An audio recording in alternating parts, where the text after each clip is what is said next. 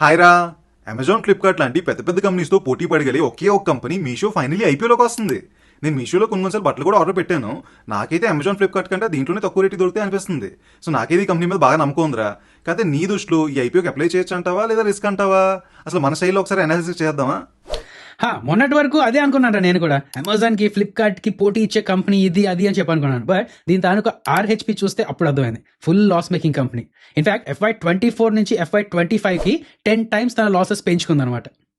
అయితే ఏంటి ఇది, వన్ టైం లాస్ అయినా లేక కంటిన్యూ అయ్యానా, ఈ లాసెస్ కంటిన్యూ అయ్యానా, ప్రాఫిట్స్లోకి వచ్చేనా లేదా, ఇలాంటివన్నీ చూస్తూ మనం అనాలిసిస్ చేసుకోవాలి. ఒక పక్క అది, అండ్ ఇంకొక పక్క దీని తాలూకా GMP కూడా బాగానే ఉన్నది, క్లోజ్ టు 30% అలా ఉన్నట్టే ఉన్నది. సో మంచి ఇంట్రెస్టింగ్ IPO టు అనలైజ్ రా. ఫస్ట్ ఏం తెలుసుకోవాలనుకుంటున్నావు చెప్పు. అంటే నాకు తెలిసినంత వరకు ఏంటంటే అమెజాన్ అయినా, ఫ్లిప్కార్ట్ అయినా, మీషో అయినా మనకి బట్టలు కావాలన్నా ఏదైనా వస్తువు కావాలంటే మొబైల్ యాప్లో కానీ లేదా ఆన్లైన్లో కానీ మనం ఆర్డర్ పెట్టుకోవచ్చు. అంతే తెలుసు, కానీ దానికి మించి నాకేం తెలియదురా. సో ఒకసారి సింపుల్గా అందరికీ అర్థమయ్యేలాగా అసలు వాళ్ళ బిజినెస్ మోడల్ ఏంటి, వీళ్ళ బిజినెస్ మోడల్ ఏంటి, సేమేనా డిఫరెంటా, మొత్తం సింపుల్గా ఎక్స్ప్లెయిన్ చేశారా? సింపుల్గా చెప్పాలంటే ఇవన్నీ ఆన్లైన్ షాపింగ్ బిజినెస్ టైపేరా. అయితే అమెజాన్ అని, ఫ్లిప్కార్ట్ అని ఇవన్నీ షాపింగ్ మాల్స్ లాంటివి. ఫుల్గా ఏసీ ఆన్ చేసి, ఫుల్గా లైట్ ఆన్ చేసి ఉన్న షాపింగ్ మాల్స్ లాంటివి. అక్కడ పెద్ద పెద్ద బ్రాండ్స్ ఉంటాయి, సర్వీస్ ఫాస్ట్గా ఉంటుంది, రిటర్న్స్ ఈజీగా అవుతూ ఉంటాయి. అందుకని అక్కడ ప్రైసెస్ కొంచెం ప్రీమియంగా ఉంటూ ఉంటాయి. కానీ ఈ మీషో అనేది మన ఊరి చివర ఉన్న హోల్సేల్ మార్కెట్ లాంటిది. అదేంది కదా, ఇక్కడ బ్రాండ్ కన్నా ప్రైస్ ముఖ్యం. షర్ట్ క్వాలిటీ ఎలా ఉన్నా సరే పర్వాలేదు, 200 రూపాయలకి వస్తుందా లేదా అన్నదే మెయిన్ పాయింట్ అనమాట. వీళ్ళ మెయిన్ టార్గెట్ ముఖ్యమైన భారత్, అంటే Tier 2, Tier 3 సిటీస్లో ఉండే వాళ్ళే అని వీళ్ళ టార్గెట్ అనమాట. వీళ్ళ పాపులేషన్ ఎక్కువ ఉండడం వల్ల ఏంటంటే, అండ్ అలాగే స్మార్ట్ ఫోన్ పెనిట్రేషన్ అని, ఆన్లైన్ షాపింగ్ కల్చర్ అని పెరిగే కొద్దీ ఏంటి, ఇలాంటి స్మాల్ సిటీస్లో ఈ ట్రెండ్స్ పెరిగే కొద్దీ అమెజాన్ కన్నా, ఫ్లిప్కార్ట్ కన్నా ఎక్కువ బెనిఫిట్ అవ్వగలిగే ప్లాట్ఫామ్ ఈ మీషో. అంటే నీకు సింపుల్గా చెప్పాలంటే ఒక లోకల్ టచ్ ఉన్న బ్రాండ్ అనుకో. అయితే ఇక్కడ ఒక పెద్ద ట్రాప్ ఒక పెద్ద ట్రాప్ ఉంది. అదేంటంటే COD, క్యాష్ ఆన్ డెలివరీ. మీషోలో 75% ఆర్డర్స్ ఈ క్యాష్ ఆన్ డెలివరీలోనే వస్తూ ఉంటాయంట. అంటే కస్టమర్ ఇంటికి పార్సల్ వచ్చే వరకు డబ్బులు ఇవ్వరనమాట. పార్సల్ రిసీవ్ చేసుకున్న తర్వాత డబ్బులు ఇస్తారు. అదే కదా, దీనివల్ల 2 ప్రాబ్లమ్స్ ఉన్నాయి. ఒకటి రిటర్న్స్ రిస్క్. పార్సల్ ఇంటికి వచ్చాక నాకు వద్దు తీసుకెళ్ళిపో అంటే రిటర్న్ పంపించేస్తారు, తప్పదు. సో లాజిస్టిక్స్ ఖర్చు అంతా మీషోయే భరించాలి. 2 క్యాష్ ఫ్లో. ప్రోడక్ట్ అమ్మిన వెంటనే డబ్బులు రావు, కొరియర్ బాయ్ కలెక్ట్ చేసి కంపెనీకి పంపించే వరకు టైం పడుతుంది అనమాట. సో మోడల్ బాగానే ఉన్నది. నేను అంటుంది ఏంటంటే Tier 2, Tier 3 సిటీస్లో వీళ్ళు కాన్సన్ట్రేట్ చేస్తున్నారు, బాగానే ఉన్నది. బట్ ఆర్డర్ సైజ్ తక్కువ అవడం, అండ్ అలాగే 75% COD అనేది ప్రాఫిట్ని తినేస్తూ ఉంటుంది అనమాట. అదొక ప్రాబ్లం. బేసిక్ డీటెయిల్స్ అయితే అర్థమయ్యాయి. కాకపోతే ఇప్పుడు అమెజాన్ అని, ఫ్లిప్కార్ట్ అని, నైకాన్ ఇలాంటి పెద్ద పెద్ద బ్రాండ్స్ ఉన్నాయి కదా, వాటితో కంపేర్ చేసుకుంటే ఈ మీషో దేంట్లో డిఫరెంట్? అంటే వీళ్ళు యూనిక్గా ఏమైనా చేస్తున్నారా? మంచి క్వశ్చన్ అడిగావు. వీళ్ళది జీరో కమిషన్ మోడల్ రా, చాలా డిఫరెంట్గా ఉంటుంది. జాగ్రత్తగా విను. సెల్లర్స్ దగ్గర డబ్బులు అసలు చార్జ్ చేయరన్నమాట వీళ్ళు. నార్మల్గా అమెజాన్ లేదంటే ఫ్లిప్కార్ట్లో ఎవరైనా సెల్లర్ ఏదైనా అమ్మితే ఆ ప్లాట్ఫామ్ వాళ్ళు సెల్లర్ దగ్గర నుంచి 10 or 20% కమిషన్ తీసుకుంటారు. సో ఇది వాళ్ళకి గ్యారంటీడ్ రిటర్న్ అనమాట. ఈ ఫ్లిప్కార్ట్, అమెజాన్ వాళ్ళకి ప్రోడక్ట్ అమ్ముడు పోతే వాళ్ళకి డబ్బులు వచ్చేస్తాయి, అంతే సింపుల్. కానీ మీషోలో 0% కమిషన్. సెల్లర్ 100 రూపాయలకి అమ్మితే 100 రూపాయలు సెల్లర్కే వెళ్ళిపోతుంది. మరి మీషోకి డబ్బులు ఎక్కడి నుంచి వస్తున్నాయి అనే క్వశ్చన్ వస్తుంది కదా. వీళ్ళది యాడ్స్, అడ్వర్టైజింగ్ రెవెన్యూ. అంటే మీషోలో లక్షలాది మంది సెల్లర్స్ ఉన్నారు. అందరూ వాళ్ళ ప్రోడక్ట్ ఫస్ట్ పేజ్లో కనిపించాలి, టాప్ సర్చ్లో కనిపించాలని కోరుకుంటూ ఉంటారు కదా. అలా కనబడాలి అంటే ఈ మీషోకి డబ్బులు ఇవ్వాలి. ఈ మీషోకి డబ్బులు ఇచ్చి యాడ్స్ రన్ చేయాలి. అంటే గూగుల్లో సెర్చ్ చేసినప్పుడు స్పాన్సర్డ్ అని వస్తూ ఉంటాయి కదా, ఇక్కడ కూడా అలా రావడానికి డబ్బులు ఇవ్వాలన్నమాట. సో ఆ యాడ్ రెవెన్యూస్ వీళ్ళకి వస్తూ ఉంటాయి. అయితే ఇక్కడ రిస్క్ ఏంటంటే కమిషన్ అనేది కంపల్సరీ, కానీ యాడ్స్ అనేది ఆప్షనల్ కదా. మార్కెట్ ఎప్పుడైనా బాగా డౌన్ అయ్యి ఎక్కువ మంది కొనట్లేదు అంటే సెల్లర్స్కి సేల్ తగ్గితే వాళ్ళు ఫస్ట్ చేసే పని ఏంటి, యాడ్స్ ఆపేస్తారు. అప్పుడు మీషో ఇన్కమ్ సడన్గా పడిపోతుంది కదా.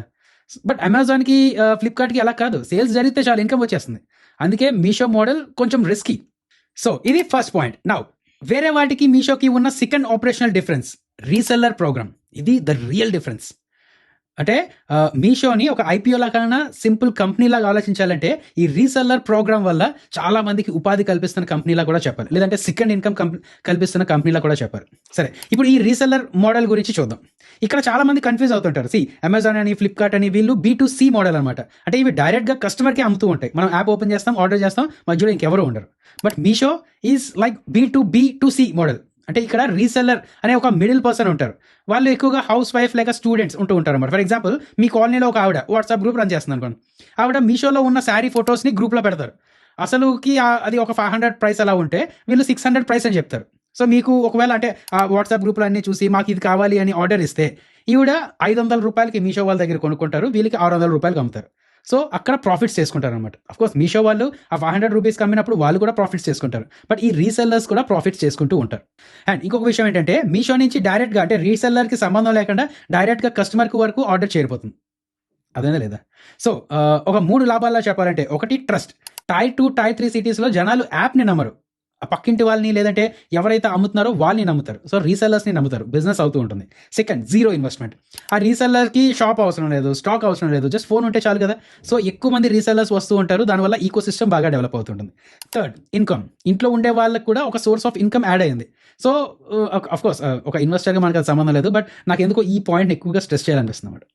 సరే, బాగుందా లేదా? కోర్స్ మీషో సక్సెస్ చూసి అమెజాన్ అండ్ ఫ్లిప్కార్ట్ లాంటి వాళ్ళు కూడా సేమ్ మోడల్ కాపీ కొట్టాయి. ఫ్లిప్కార్ట్ వాళ్ళు షాప్సీ అని చెప్పి స్టార్ట్ చేశారు, అమెజాన్ వాళ్ళు గ్లో రోడ్ అని స్టార్ట్ చేశారు, ఇలా స్టార్ట్ చేస్తున్నారు. సో వీళ్ళు కాంపిటీషన్ కొంచెం వస్తుంది, బట్ మీషోకి ఉన్న ఫస్ట్ మూవర్ అడ్వాంటేజ్ వల్ల అండ్ ఆ రీసెల్లర్స్ ప్రోగ్రామ్ ఏదైతే ఉన్నదో అది హిట్ అవ్వడం వల్ల ఎక్కువ మంది మీషోలోనే ఉన్నారనమాట.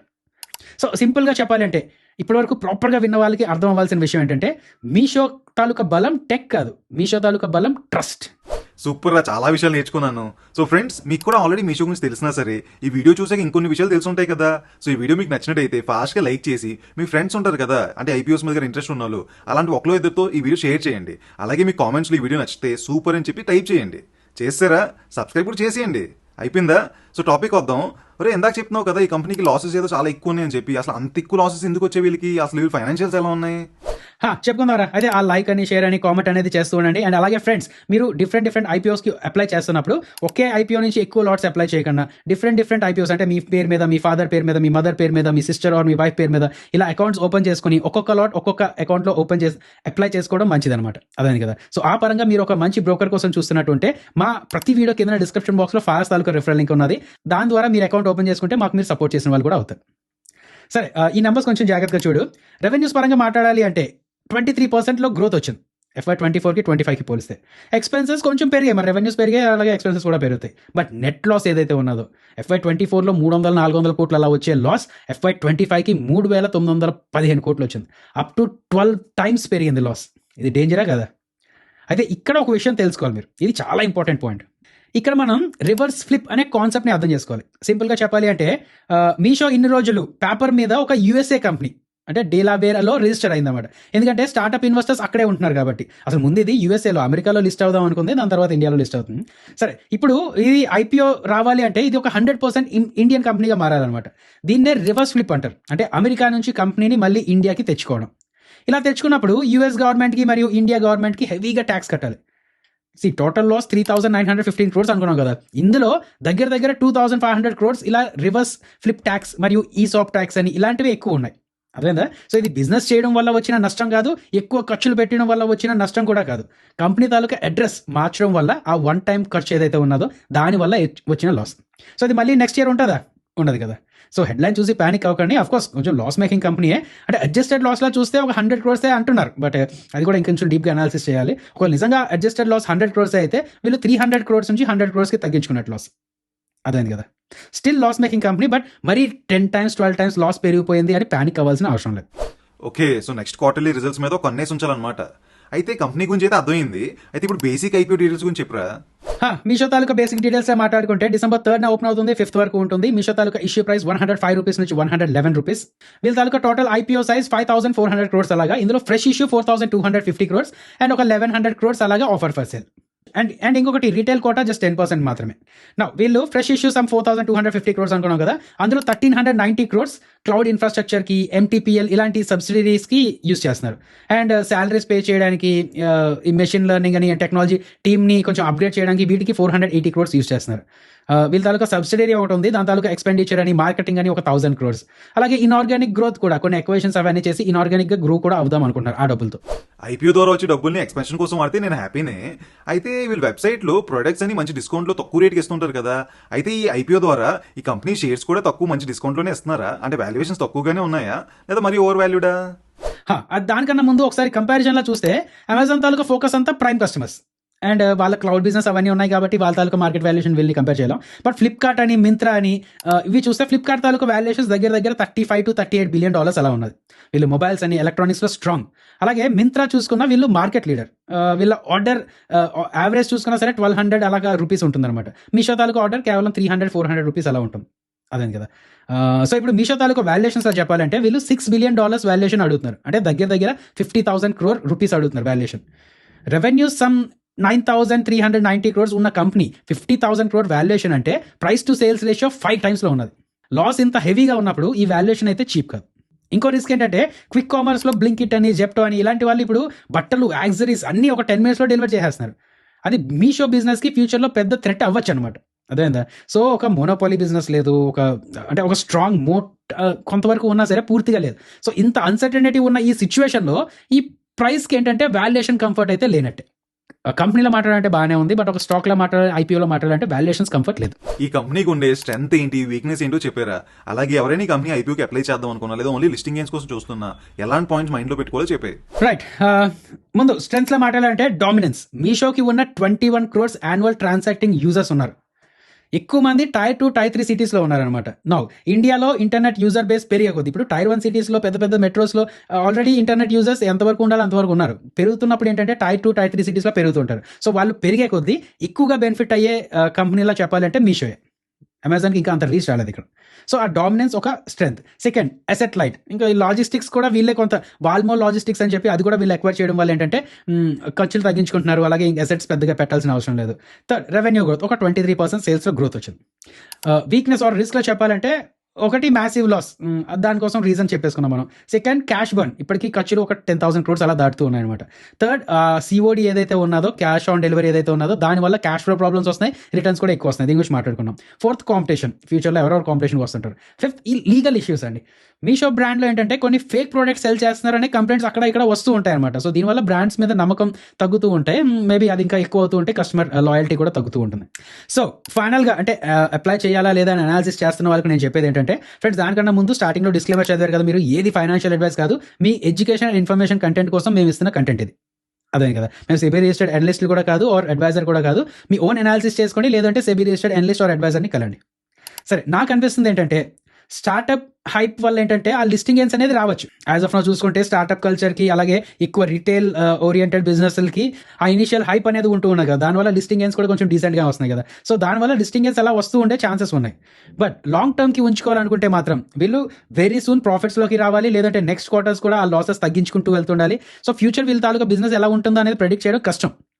ఒకవేళ వీళ్ళు బాగా చేయగలిగితే లాంగ్ టర్మ్లో మెల్లిమెల్లిగా గ్రో అయ్యే ఛాన్సెస్ ఉన్నాయి. అంటే నేను సింపుల్గా చెప్పాలి అంటే, మీరు లాంగ్ టర్మ్గా ఆలోచిస్తున్నట్టు ఉంటే మాత్రం హై రిస్క్ హై రివార్డ్ కేటగిరీలోకి ఉన్న స్టాక్. సో కన్జర్వేటివ్ ట్రేడర్స్ దీని వైపు చూడకండి. అదే కదా. లిస్టింగ్ గెయిన్స్ కోసం అయితే ఎలాగో మనం ప్రతి రోజు మన టెలిగ్రామ్ ఛానల్లో అప్డేట్ చేసుకుంటూ ఉన్నాం. సో థర్డ్ డే కూడా ఒకసారి మీరు చూడండి, దాన్ని బట్టి లిస్టింగ్ గెయిన్స్ కోసం మీరు అప్లై చేయాలా లేదా మీరే డిసైడ్ చేసుకోండి. షార్ట్ టర్మ్ మాత్రం వద్దు. షార్ట్ టర్మ్లో చాలా వాలిడిటీ వచ్చే ఛాన్సెస్ ఉన్నాయి. లాంగ్ టర్మ్ వాళ్ళు మాత్రం high risk high reward category మీకు ఇష్టం ఉంటే మీరు కన్సిడర్ చేయండి, అనాలిసిస్ చేసుకోండి. కన్జర్వేటివ్ ట్రేడర్స్ అయితే మాత్రం కొంచెం దూరంగా ఉండడం మంచిది. ఫ్రెండ్స్, వచ్చే రోజుల్లో ఓయో అని, బోట్ అని, ఇంకా చాలా పెద్ద ఐపీఓస్ అని రెడీగా ఉన్నాయి. సో ఆ వీడియోస్ కూడా మేము తప్పకుండా కవర్ చేస్తాం. అది మిస్ అవ్వకూడదు అనుకుంటే ఫాస్ట్గా సబ్స్క్రైబ్ చేసుకోండి. ఆల్రెడీ సబ్స్క్రైబ్ చేసుకున్నారా? అలాగే లైక్, కామెంట్ మీ ఫ్రెండ్స్తో షేర్ చేయడం చేసేయండి. అయిపోయిందా? షేర్ చేస్తారా మీ ఫ్రెండ్స్తో? అలా ఫ్రెండ్ ఎవరు మిస్ అయిపోయినట్టు ఉన్నారు కదా, వాడు కూడా షేర్ చేసేయండి. చేస్తారా? మళ్ళీ కలుద్దాం అయితే. బాయ్ అయితే.